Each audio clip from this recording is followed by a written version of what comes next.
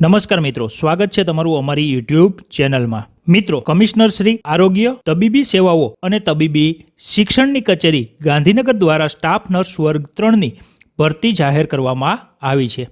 તો આ ભરતી વિશે તમામ માહિતી આજના વિડીયોમાં મેળવીશું, પરંતુ તે પહેલાં વિડીયોને લાઇક અને શેર કરી દેજો। ચેનલમાં નવા હોય તો ચેનલને સબસ્ક્રાઇબ કરી દેજો। તો ચાલો મિત્રો, વિડીયોની શરૂઆત કરીએ।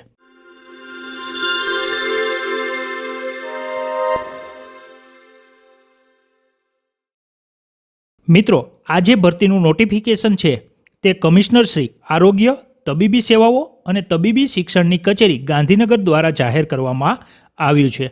અહીં મિત્રો, રાજ્યની સરકારી હોસ્પિટલ અને સામૂહિક આરોગ્ય કેન્દ્ર ખાતે જે સ્ટાફ નર્સની જગ્યાઓ ખાલી છે તે જગ્યાઓ સીધી ભરતીથી ભરવા માટે લાયકાત ધરાવતા ઉમેદવાર પાસેથી ઓનલાઈન અરજી મંગાવવામાં આવેલ છે। મિત્રો, આ જે ભરતી છે તેમાં તમારે અરજી ફોર્મ ભરવું હોય તો ઓનલાઈન અરજી ફોર્મ ભરવાનું રહેશે। ઓનલાઈન અરજી ફોર્મ તારીખ 5/10/2024થી શરૂ કરી દેવામાં આવેલ છે। 5/10/2024થી લઈને તમે 3/11/2024 સુધી ઓનલાઈન અરજી ફોર્મ ભરી શકશો।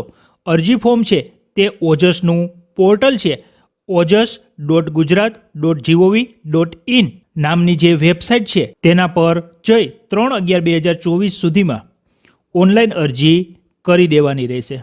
ચર્ચા કરી લઈએ મિત્રો, કુલ જગ્યા કેટલી છે અને કેટેગરી મુજબ કેટલી જગ્યા રહેશે।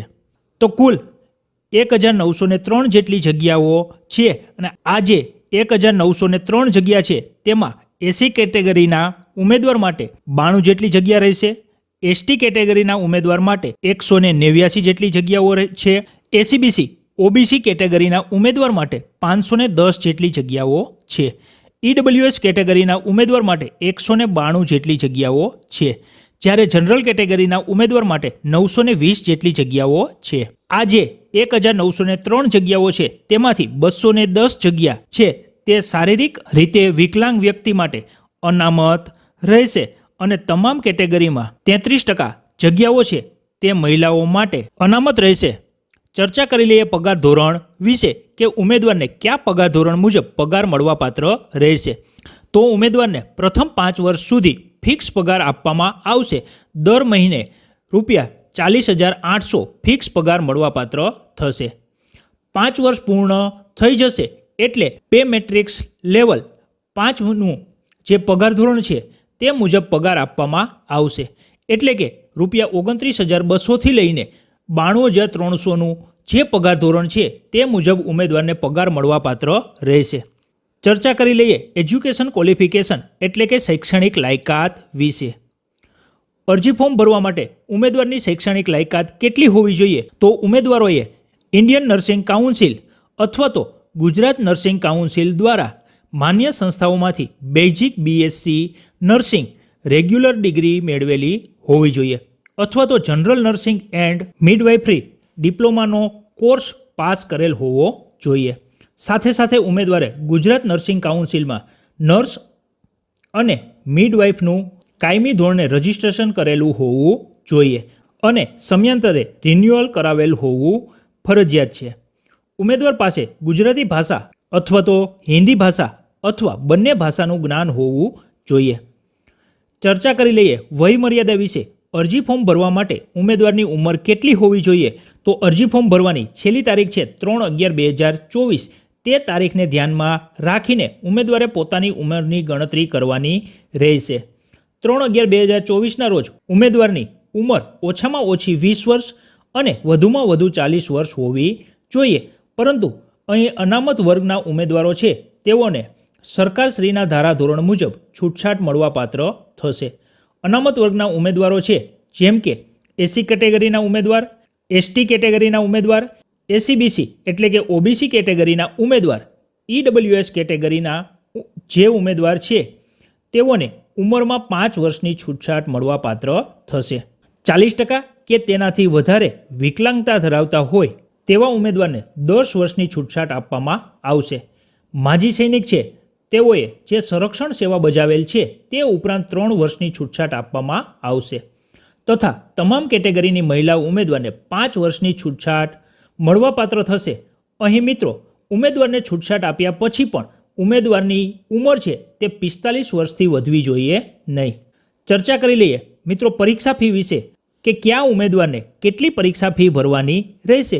તો અહીં મિત્રો અનુસૂચિત જાતિ, અનુસૂચિત જનજાતિ, સામાજિક અને શૈક્ષણિક રીતે પછાત વર્ગ, આર્થિક રીતે નબળા વર્ગના ઉમેદવાર, દિવ્યાંગ અને માજી સૈનિક કેટેગરીના ઉમેદવાર છે તેઓએ સરકારશ્રીના નિયમ મુજબ કોઈપણ પ્રકારની ફી છે તે ભરવાની રહેશે નહીં.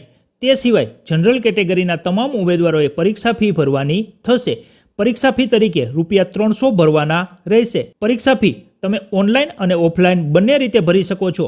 જેમાં તમારે ઓફલાઈન પરીક્ષા ફી ભરવી હોય તો પોસ્ટ ઓફિસનું ચલણ ડાઉનલોડ કરી લેવાનું રહેશે. તેની પ્રિન્ટ કાઢી કોઈપણ કોમ્પ્યુટરાઇઝ પોસ્ટ ઓફિસ પર જઈ તમારે પરીક્ષા ફી ભરી દેવાની રહેશે. ત્યાં મિત્રો પરીક્ષા ફી તરીકે ₹300 તથા પોસ્ટ ઓફિસનો જે સર્વિસ ચાર્જ લાગશે તે તમારે અલગથી ચૂકવવાનો રહેશે. પરંતુ મિત્રો તમારે ઓનલાઈન પરીક્ષા ફી ભરવી હોય તો પણ ભરી શકશો. તમે net banking, credit card, debit card કે યુપીઆઈના માધ્યમથી ઓનલાઈન પરીક્ષા ફી ભરી શકશો. ઓનલાઈન પરીક્ષા ફી તરીકે ₹300 અને બેંકનો જે અલગથી ચાર્જ લાગે તે તમારે ચૂકવવાનો રહેશે. ચર્ચા કરી લઈએ પસંદગી પ્રક્રિયા વિશે કે ઉમેદવારની પસંદગી કેવી રીતે કરવામાં આવશે. તો મિત્રો અહીં ઉમેદવારની પસંદગી છે તે એક સ્પર્ધાત્મક પરીક્ષા દ્વારા કરવામાં આવશે અને જે પરીક્ષા છે તે ઓબ્જેક્ટિવ પ્રકારની રહેશે. એટલે કે તેમાં MCQ પ્રકારના પ્રશ્નો પૂછવામાં આવશે કે જેમનો આન્સર છે તે તમારે OMR શીટમાં ટીક કરવાનો રહેશે. અહીં મિત્રો અલગ અલગ 2 પેપર રહેશે. અહીં પહેલું પેપર છે તે નર્સિંગ વિષયને લગતું રહેશે. તેમાં 100 MCQ પ્રકારના પ્રશ્નો પૂછવામાં આવશે. જેમાં ફંડામેન્ટલ ઓફ નર્સિંગને લગતા 20 પ્રશ્નો પૂછવામાં આવશે. મેડિકલ સર્જિકલ નર્સિંગને લગતા 20 પ્રશ્ન છે. મિડવાઇફરી અને પીડિયાટ્રિક્સ નર્સિંગને લગતા 20 પ્રશ્ન છે. મેન્ટલ હેલ્થ અને સાયક્રાટ્રિક નર્સિંગને લગતા 20 પ્રશ્ન રહેશે. કોમ્યુનિટી હેલ્થ નર્સિંગને લગતા 20 પ્રશ્ન રહેશે. આવી રીતે મિત્રો નર્સિંગનું પેપર લેવામાં આવશે. તેમાં 100 MCQ પ્રકારના પ્રશ્ન રહેશે. એક પ્રશ્નનો 1 માર્ક, તેવી રીતે 100 માર્ક્સનું પેપર રહેશે. અને આ પેપરની ભાષા છે તે ગુજરાતી અને અંગ્રેજી બંને ભાષામાં રહેશે. તે સિવાય પેપર 2 છે તે ગુજરાતી ભાષાને લગતું રહેશે. જેમાં ભાષા સંબંધિત 30 પ્રશ્ન પૂછવામાં આવશે, વ્યાકરણ સંબંધિત 40 પ્રશ્ન અને સાહિત્ય સંબંધિત 30 પ્રશ્ન પૂછવામાં આવશે. આવી રીતે ગુજરાતી ભાષાનું જે પેપર છે તેમાં 100 MCQ પ્રકારના પ્રશ્ન પૂછવામાં આવશે. એક પ્રશ્નનો 1 માર્ક રહેશે અને આ રીતે 100 માર્ક્સનું પેપર રહેશે. આ જે પરીક્ષા છે તેમાં માઇનસ સિસ્ટમ લાગુ પડશે. તમે જો પ્રશ્નનો જવાબ ખોટો ટીક કરશો તો દરેક ખોટા જવાબ માટે 0.25% માર્ક માઇનસ કરી દેવામાં આવશે. તો અહીં મિત્રો પેપર 1 લેવામાં આવશે નર્સિંગ વિષયનું કે તેમાં ઉમેદવારે પાસ થવા માટે ઓછામાં ઓછા 40% ગુણ ફરજિયાત લેવાના રહેશે. તે સિવાય ગુજરાતી ભાષાનું જે પેપર 2 લેવામાં આવશે તેમાં પાસ થવા માટે 35% ગુણ ફરજિયાત લેવાના રહેશે. મિત્રો અહીં ઉમેદવારોએ બંને પેપરમાં પાસ થવું ફરજિયાત છે અને મેરિટ છે તે બંને પેપરમાં ઉમેદવારોએ જે માર્ક્સ મેળવેલ હશે તે મર્જ કરી એક મેરિટ તૈયાર કરવામાં આવશે. તો મિત્રો રાજ્યની આવેલી સરકારી હોસ્પિટલો અને સામૂહિક આરોગ્ય કેન્દ્ર છે તેમાં સ્ટાફ નર્સની જગ્યાઓ ખાલી છે. તે જગ્યાઓ માટે સ્ટાફ નર્સની પોસ્ટ પર ભરતી જાહેર કરી દેવામાં આવેલ છે. આશા રાખું છું કે વિડીયો પસંદ પડ્યો હશે. વિડીયો પસંદ પડ્યો હોય તો વિડીયોને લાઇક અને શેર કરી દેજો. ચેનલમાં નવા હોય તો ચેનલને સબસ્ક્રાઈબ કરી દેજો. ફરી મળીશું એક નવા ટોપિક સાથે. ત્યાં સુધી જય હિન્દ, જય ભારત, વંદે માતરમ.